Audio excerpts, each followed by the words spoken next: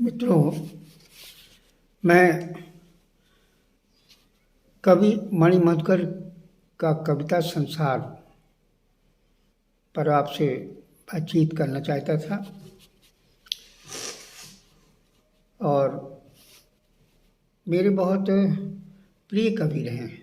हालांकि उनमें कविता संग्रह उनके बहुत कम हैं, उपन्यास ज़्यादा हैं, नाटक ज़्यादा है, लेकिन उनकी एक किताब मुझे बलराम के हजारों नाम पढ़ने को मिली और अलग अलग संदर्भों में कई कविताएं मिली जो मैं पढ़ता रहा। उन पर मैं आज बातचीत करूंगा। मणिमधुकर का जन्म 9 सितंबर 1942 को हुआ। सिववा राजबाग, जिला चूक, राजस्थान में।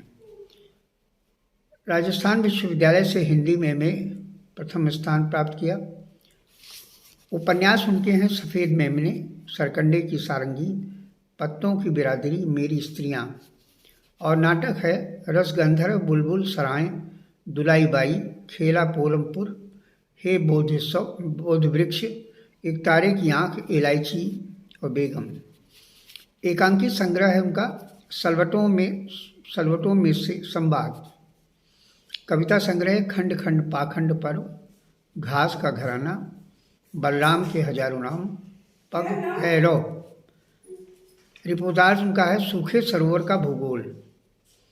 बाल उपन्यास हैं सुपारी लाल, बाल काव्य है अनारदाना, जीवनी जॉर्जी दिमित्रोव। संपादन उन्होंने अपने आसपास में किया। पत्रिका संपादन कल्पना हैदराबाद, अकथ जयपुर, संबाय दिल्ली, रंग योग राजस्थान, संगीत नाटक अकादमी, आकृत ललित कला अकादमी। ये उन्होंने पत्रिकाओं के संपादन किए हैं और कई भाषाओं में अनुवाद भी उन्होंने किया। उन्हें कई भाषाओं का ज्ञान था और उन्हें पुरस्कार, साहित्य अकादमी पुरस्कार, प्रेमचंद पुरस्कार और कालिदास पुरस्कार प्राप्त हुआ और कई देशों की उन्होंने यात्राएं की। मैं मणिमधुकर से मिला भी था दिल्ली में जाकर। बहुत ही सरल और सहज व्यक्ति थे और उनकी सहजता देखकर मुझे बहुत अच्छा लगा। आइए उनके कविता संसार पर जो मैंने लिखा है और वो आपसे साझा कर रहा हूँ। संपूर्ण सामाजिक व्यवस्था साहित्य की संघर्षकारिणी, रचनात्मक, सृजनात्मक, क्रिया विज्ञान तथा कला पर निर्भर करती है। पिछले वर्षों के परिवर्तन के दौरान मुख्य सचेतक के रूप में जो सामाजिक क्रिया उभर कर ऊपर आई वह मनुष्यों की कलावादी वस्तुगत प्रवृत्ति की अभिव्यक्ति थी। व्यवहार में मनुष्य की मनोवृत्ति अनेक लोभ प्रलोभ में फंसकर एक नई वैज्ञानिक व्यवहारिक धारणा की उदारवादी नीति स्थापित करने में सक्षम रही है। ये उदारवादी नीति राजनीतिक लक्ष्य से असंबद्ध नहीं रह सकी, इसलिए वस्तुगत स्थिति को आग्रह का शिकार होना पड़ा। ये प्रवृत्ति दुविधापूर्ण परिस्थितियों को उत्पन्न करती है जिसे अमानवीयकरण कहा जाता है। व्यक्तिगत लक्ष्यों से को देखा जाए तो मनुष्य के हाथ में जो दुर्लभ साधन है वह व्यक्तिगत ही बने रहने देना चाहता है, जिसके कारण वस्तु बाजार के मूल्य से भिन्न होकर लक्ष्मीपति के आसनों पर आश्रित हो जाती है।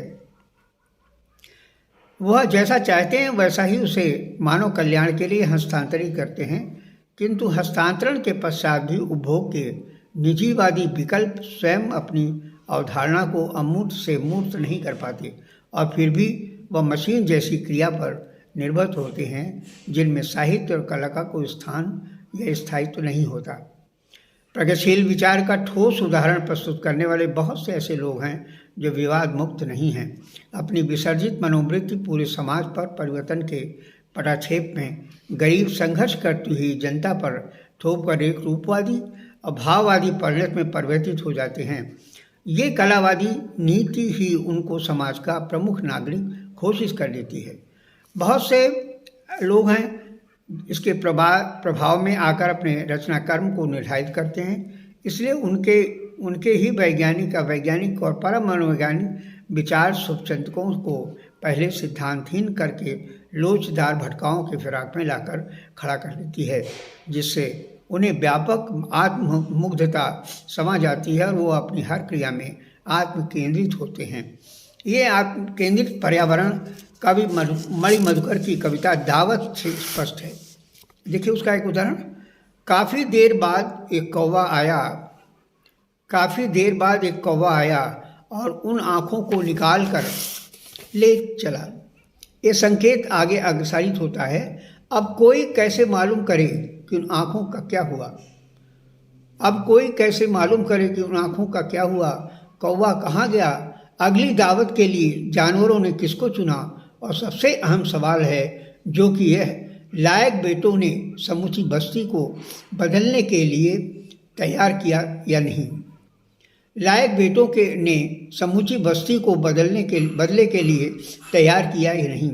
इस संपूर्ण कविता में जिस इतिहास के समझौते तक तिलिस्म में योग तोड़ा है वो संपूर्ण गंदे नियंत्रणहीन सामाजिक उपादानों के अधिकारों का पर्दाफाश है। इस कविता में आए उपादान राष्ट्र के महत्वपूर्ण आर्थिक, सामाजिक, सांस्कृतिक नियंता हैं। उनका मनोवैज्ञानिक ऐसे कार्यों का विश्लेषण करता है जो उनके आंतरिक मनोधारणा की उत्सित अमूर्त अवधारणा है। वह मूर्त रूप में कवि की कविता के काव्य कथ्य में विश्लेषित और संश्लेषित होती है। कवि अपनी कविता के अंत में युवा वर्ग से समाज के अंदर व्याप्त संघर्ष का उत्पीड़न तथा थोपा आदर्श विचार का विरोध करने के लिए आशान्वित होता है। जिस तरह मानवतावादी दृष्टिकोण अंधा हो गया है उसे अपनी ही कविता गवाही में स्वर देता है। देखिए यथा उन्होंने संदर्भ दिया है, मैं भी कुछ निकम्मी हड्डियों और अनाथ खुशियों को ठेले में भरकर बाम्बियों के बीच से रास्ता बना सकता था, सलाम ठोक सकता था, कवायद कर सकता था, खाकी फैसलों के सामने इस उपरोक्त फैसले को वह स्वीकार कर सकता था, किंतु गवाह का नायक उस व्यवस्था का प्रतिरोध करता है जो समाज तथा साहित्य के मानवतावादी सौंदर्य शास्त्र को निक्षेप कर देता है।